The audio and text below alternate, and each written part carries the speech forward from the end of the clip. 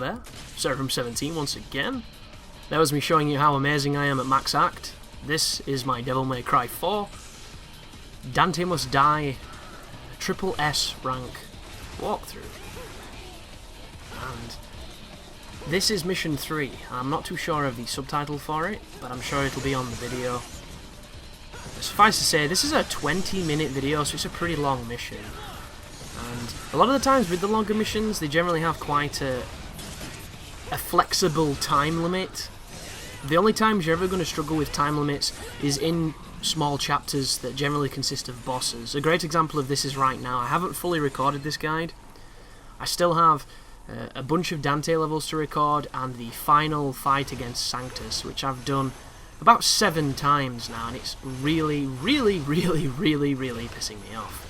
Not quite as much as the auto-aim on the Buster pisses me off, which I think is the single worst part of Devil May Cry 4, but it's something that when you play it regularly, you learn to put up with, and unfortunately, I haven't played this game since 2008, or whenever it came out, and when I played it then, I played it constantly, like I did Dark Souls. You know, I got super into it, I was in love with it, and I had a fantastic love affair, but that affair ended, and I've not gone back, and when you do go back to some things, you're a different person and you're a different player, and there's frustrations to it where I remember how good I used to be and how it's not coming back as quickly as I would like, and it's one of those things where I'm forgetting key things I used to know, so when I get to them, they're kicking my ass, which there's a quality to that, but at the same time it's a little bit annoying.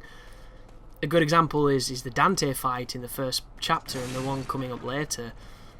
There's a loop for Dante which involves doing a certain amount of swings and then bustering him. And I used to be really good at it, but until I got to him on chapter 11? I think you fight him, mission 11. I just couldn't remember what it was, and then when I was fighting him, it kind of came back. Same with Echidna, the Viper lady. I used to be able to loop her. And I even have a video on this channel of me doing it. I don't do it for a full life bar, but I do it for long enough. And without that loop, I almost don't know how to fight that boss. And it's one of those things where the recordings of those boss fights on this game, for this run, are going to be good for one perspective, and that perspective is just how awkward they are. Like, if you've been playing this and you're super familiar with it, you should be all up on how you play and how you approach these fights, and it should just be a case of doing what you already know. And the only boss that I have that with, like, watch this. Frosts are a tricky enemy. The thing to bear in mind with them is you always want to have one of them away from you, because they always come in twos. And whenever they start to do a move like that, you have to interrupt them, or they're going to hit you every time. Because on Dante Must Die mode, they have wicked armor on their attacks that allows them to just go straight through you. And the easiest ways to interrupt them is to buster them, either grab them, or do the pull towards you, or activate Devil Trigger, because hitting them with anything else is not guaranteed to do it. Those what I just mentioned will. And what you always want to be doing is, if you see them go to move, do one of those things, or jump and do one of those things. Because when you're in the air, you're generally out of the range of their attack, and then you can interrupt what they're doing. And in this first fight, this was my first fight with Frosts in a long time, and I get my ass kicked. And there's no reason for it, it's just rust, and it's ugly. But the cool thing is, if you've been playing this and you're just struggling with, you know, certain encounters, maybe the Frosts won't be one of them. So you'll have this down, you'll know exactly what needs to be done. And right there I got a full heal off the end of the fight, which is super fortunate and really useful. But luckily enough, I'm going to remember how to fight the Frosts a little bit more competently than that. And on the later videos you're going to see how you should approach them. It's just, for whatever reason, I played terribly. And yet, I can still get the best rank on the game, minus the no damage stipulation, which a lot of people players tend to do. So that should give you massive hopes for those struggling. But the most annoying part of this entire thing is getting SSA. And SSA is fine if you just want S ranks. My first time through S ranking the game, I got SSA or SAA, and sometimes still got the S's, and I didn't mind because I was just going for the S rank. But to put a little bit more of a challenge on myself, I decided to to add that as one of the requirements to have the SSS, and now it's kicking me in the ass, because as I was saying before the frost fight kicked off, I'm fighting Sanctus, and when I get the stylish requirements, I fuck up on the time, and when I get the time, I fuck up on the stylish requirements, and it's super frustrating because I've never been good at Sanctus. He runs away from you, and any boss that runs away from you is a boss I hate and will never enjoy, and I'm not patient enough. I'm an impatient kind of player, so I'm always trying to get in there and do damage, so I make sloppy mistakes and I get hit. And one thing that's going to be made really clear along this walkthrough is that I'm not very good at the max act. Even back when I played this game religiously, I wasn't that good at it. I was better than I am now, but I could never do the perfect ones. And if you're a type of player who can do that, you immediately have a massive advantage over a player who can't. Just by your ability to get those level 3 charges on every attack you do is going to make your style meter rocket, and it's going to make the stylish requirement almost non-existent. And you won't have the trouble that I had on the mission 2 because I kept fucking up on the style requirements because there wasn't enough enemies to kill and I wasn't killing them stylish enough. You won't have that hassle. If you're like me and you struggle with it too, then you're going to have to manually charge quite a lot, which a lot of people look at it and they'll just look down on it because they're good, and that's the distinction here. Oh, I hate this enemy. So, I forget the name of these, but they're called something that you wouldn't think they'd be called.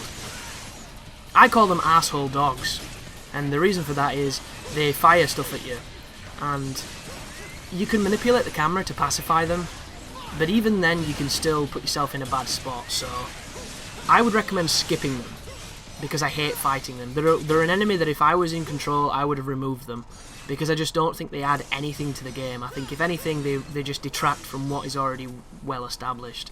Similar to the spiky fucking carbuncle assholes that swim in the ground, I think they are a waste of space and completely worthless compared to some of the majestic enemy design in this game.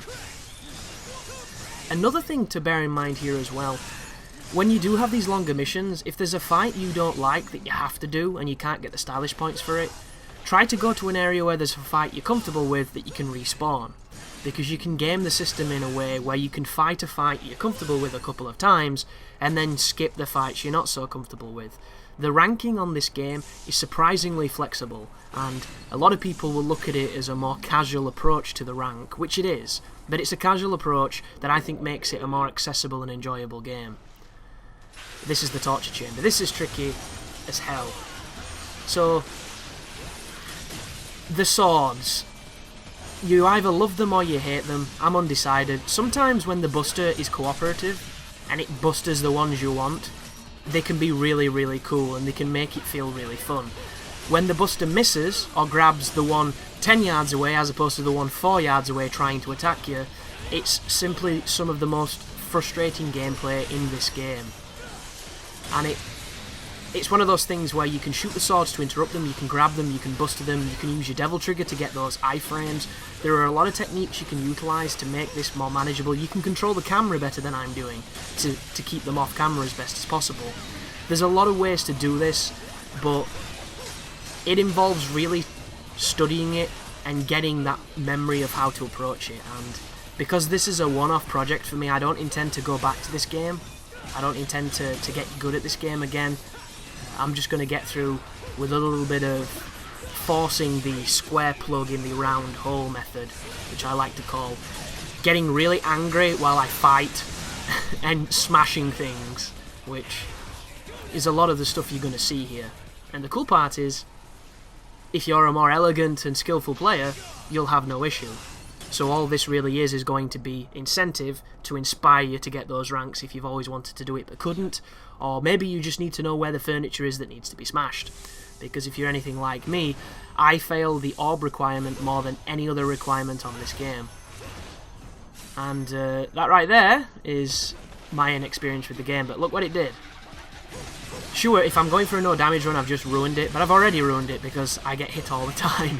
But you'll notice there's no swords here, and there's a bunch of Scarecrows, and the Scarecrows are some of the most fun enemies to fight.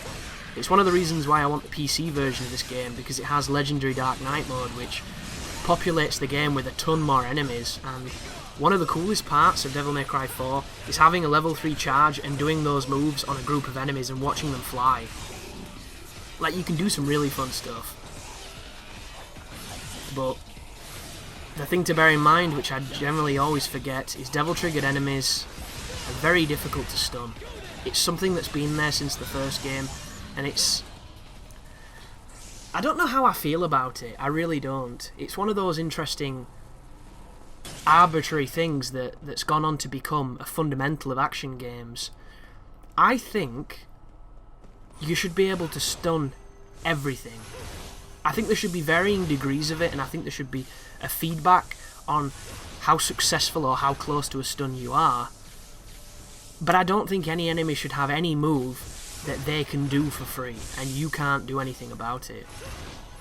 And I have no idea how I would balance it as I fall down into this room again, thanks to platforming, and have to fight these dudes again.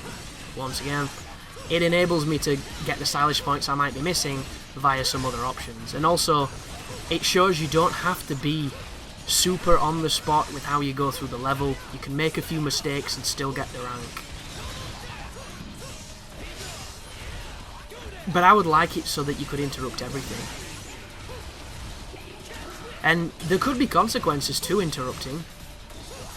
Like, when you interrupt them, they could respond with a preset attack pattern or a preset response to interruptions. A good example of this is in games where enemies can block. Normally, once you pass a threshold of attacking a block, they'll counter you in some way. This works a lot in the Wonderful 101, and it's useful because you can use it to your advantage, where if you attack someone who's guarding, after a while, they do a set attack. And the set attack is usually quite quick, but if it's not sharp, you can use Unite Guts and you can parry it. And you can get a stun state off the parry and capitalise on that. So a lot of the times, a really good strategy in that game is just to wail on things until they counter you, so then you can counter them. And this notion of countering counters is something that would be in my video game if I made one, and I've given it a lot of thought in how I would utilise it, and I think I would make it difficulty dependent. So that right there, I was trying to do a streak to speed up my progress in this room, but the auto-aim focused on the thing that we've just busted, which... I think the lock-on on this game is one of the most frustrating parts of it, but it's also something that the more you play, the more you acclimatise to. It's like the camera in God Hand, you know. New players will hate it, new players will say it ruins the game, but the more you play, the more you realise it does suit the game. Is it optimal or great? No, but it works for that kind of game, and it's very similar to this, only I think that you could probably hate on the lock-on a little bit more, because there are times when you're holding the analog in the direction you want Nero to do things, and he does the action in the complete opposite way when it involves locking on.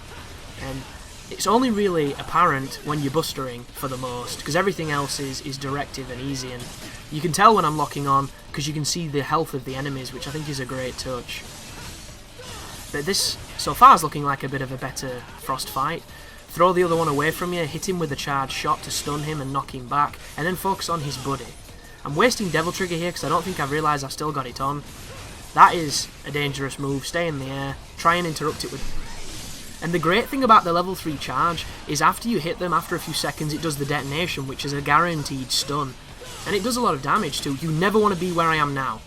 Whenever you can see a Frost on screen and you're not fighting him, he's going to do some bullshit to make your day unfun. And that right there was very unlucky. I knew he was going to... Jesus, did it to me again.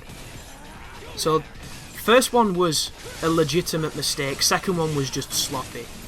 Because I knew the attack was coming, I tried to interrupt it, and I think because he was devil triggered, I didn't do it soon enough.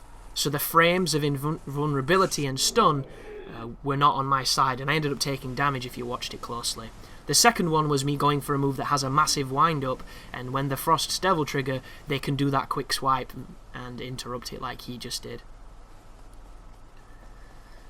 But keep on running around the castle. There's a couple more encounters to go. There's another one coming up with Frosts, I think. If it's not Frosts, it's a Blitz, and the Blitzes are actually not too bad with Nero. With Dante, I hate them, because they do this thing that you never see in other people's videos when you watch Devil May Cry videos, but it always happened to me. where when I tried to do the distorted real impact after I've waited for it to fucking settle down, it moves. And then you watch other people and their blitzes never move, and you're like, how do you get these super pacified blitzes? Because my asshole's a wanderer and I can't land this distorted real impact, and it's really frustrating. No idea what happened then. I got hit by a projectile. I had to use Devil Trigger to get out of it. This is a terrible fight so far, which is a shame because the last one, minus those 2 mistakes, was going really well, but I promise I'll get better at the frosts. That was a mistake. But look what just happened. It landed. How did it land? I don't know why I did it. I have no idea why I did it. I think I was going for the other one. And I did that one. But like I said, folks, the great part of this guide is it's going to be filled with mistakes. And to some people that's frustrating and they don't want to watch it. And they'll probably leave a comment that's, you know, not very graceful. But to other people, it's what they need. And that's the great thing about a game like this. When it's played on its highest level, it's almost a barrier to entry, because everybody watching it just thinks, I can't do that. And I think that at times. You know, there's some fantastic Devil May Cry videos on YouTube, especially Devil May Cry 4. I don't really see the point in this walkthrough, because to me Devil May Cry 4's had its time in the sun, and as much as I really like the game, after playing Bayonetta, this game lost a lot of its charm. And I think it's because everything on Bayonetta is like a better version of some of the systems in this game for me. And I know a lot of people who prefer Devil May Cry will probably disagree with that statement, but I don't know, there's something about Bayonetta that just, it's everything that I wanted at that time, and because of it, I can't help but smile and enjoy it when I play. And this game is amazing. I'm not selling it short in any way, shape or form, but I feel that it's aged worse than Bayonetta has. And I don't know why. I think it might be me as a player. I've moved on to different games. I used to be a Devil May Cry guy. I used to be the biggest Devil May Cry guy you could wish to meet. Like my 360 got red lights about a year into owning it when COD 4 came out. And I played Call of Duty 4, you know, did the campaign, beat it on Veteran, went online. Me and Aiden used to play online all the time, and then I got red lights for about 6 months, because to fix your red lights you had to phone up the call centre, you had to get all this information, you had to get a box appropriate for the fucking thing to send it off, and the address you had to print out, and I just didn't want to go through all that shit. There was a lot of stuff happening at that time in my life, and I just couldn't be bothered with all the arsing about that you needed to do. So it took me ages to get it done. I got the information I needed really quickly, but whenever I went down to the shop to try and get a box that fit, I couldn't get one. And my hair's winding me up, Jesus Christ. So it took me ages to get a box that was appropriate to send it off, which, you know, a lot of people are probably thinking, oh, why did it take you ages? It's just one of those things that kind of did. So in that time, I had a PS2, and I played nothing but Devil May Cry 3, and I got really into it, and I got really good at it too. And it was one of those things when the High Definition Collection came out. It's a little bit similar to this, where I could still play, and I could still play to some people at a very high level, but to me, I'll still remember of, you know, the looking back with the rose-tinted lenses at this better player, which... Was I really all that much better? Probably not, but you feel like you were. And I should probably talk about this fight, because it's our first introduction to the Alto angelos. One thing you need to bear in mind, if you hit them in the guard, they're going to generally follow up with a lance attack. The lance attack can go directly above them, which is bullshit, and it can go directly in front of them. And the reason why the directly upward one is annoying is because it's too quick. Like, you can try and jump over them and they can counter you by doing that. You can use Devil Trigger to get the obligatory stun. You can punch them with the Buster, which will damage the shield. You can also break the shield. But I'm a player who decides to jump over them and then combo them from behind, launch them, and then buster them. And when there's more than one of them, and one of the gold ones, which is Hizia Bianco Angelo, Alto Angelo and Bianco's, I'm not too sure who's the leader there. But the gold one, whenever he's with little ones, I always try and wait for him to do the ball that you can bounce back. Because I think that's one of the cleverest parts of the game. It's also one of the most satisfying because it murders them. But that is the end of Mission 3. We just got the Anima Mercury. And let's look how we did. On the surface, we didn't do very well. See what the stats say. So the time was 19 minutes, we got the S. Style was 12,000 points, we got the S, and we got 95% of the orbs. That was enough to get the triple S, and that's the end of that mission. Thank you very much for watching. Good luck with your endeavours into S ranking, and you take care now.